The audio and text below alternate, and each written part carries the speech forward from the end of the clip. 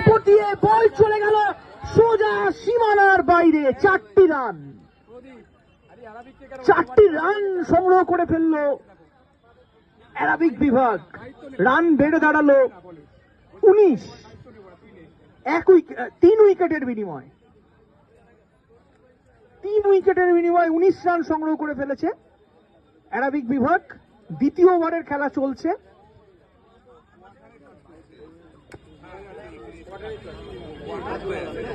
Rabindra Avenue প্রান্ত থেকে খেলা চলছে।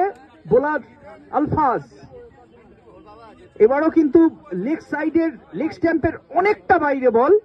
আম্পায়ার ওয়াইডের ইশারা করে ফেলেছেন, অর্থাৎ রান বেড়ে দাঁড়ালো 20। 3 উইকেট। বোলার নিলয় প্রস্তুত নিলয় শুরু হচ্ছে জিমনাসিয়াম প্রান্ত থেকে, মালদা কলেজের জিমনাসিয়াম